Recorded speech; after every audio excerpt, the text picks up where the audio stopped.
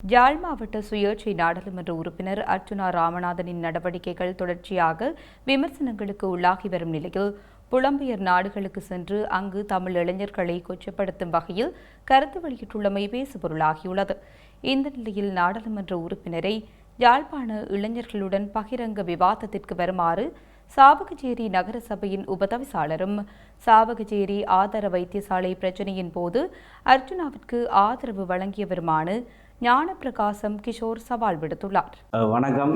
எங்களுடைய யாழ் மாவட்ட பாராளுமன்ற உறுப்பினர் கௌரவ அர்ச்சுனா ராமநாதன் அவர்கள் அண்மையிலே வெளிநாட்டிலே ஜூவனிலே நின்று கொண்டு அவர் பேசுகின்ற விடயங்கள் ஒரு பேசுபொருளாக இருக்கின்றன. குறிப்பாக அவர் அங்கே நின்று கொண்டு யாழ்ப்பாண இளைஞர்கள் எல்லோரும் குடு அடிப்பவர்கள் என்ற ஒரு கருத்தை தெரிவித்திருந்தார். மிகவும் ஒரு வன்மையாக கண்டிக்கத்தக்க கருத்து. ஏனென்று சொன்னால் எங்களுடைய இளைஞர்கள் யாழ்ப்பாண இளைஞர்களை ஒரு அவமதிக்கும் விதமாக அவர் இந்த கருத்தை தெரிவித்திருக்கின்றார். ஏற்றுக்கொள்ள முடியாது. எங்களுடைய ஒவ்வொரு இளைஞர்களையும் யாழ்ப்பாண இளைஞர்களை அவர் அவமதிக்கும் முகமாக அந்த கருத்தை தெரிவித்திருக்கிறார்.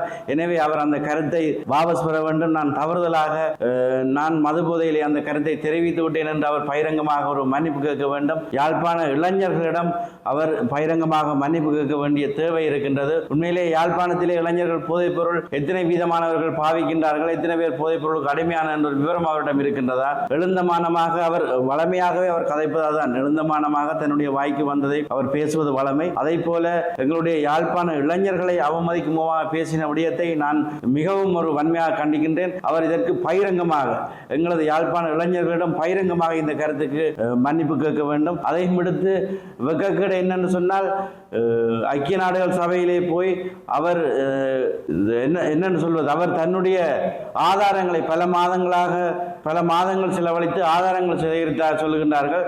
நாங்கள் நினைத்தோம் ஏதோ எங்களுடைய தமிழின படுகொலைக்கு எதிரான ஆதாரங்களை அவர் வைத்திருக்கின்றார்களோ என்று சொல்லி யோசித்தால் தனக்கு எதிராக போடப்பட்ட 25 வழக்குக்கும் எதிரான ஆதாரங்களை வைத்துக்கொண்டு தான் அந்த ஐக்கிய நாடுகள் சபையிலே தனக்கு ஒரு நீதி கிடைக்க வேண்டும், ஒரு பாராளுமன்ற உறுப்பினராக தனக்கு பாதுகாப்பு இல்லை, தன்னுடைய தனிப்பட்ட தேவைக்காகத்தான் அந்த ஐக்கிய நாடுகள் சபையை அவர் பாவித்திருக்கின்றார்.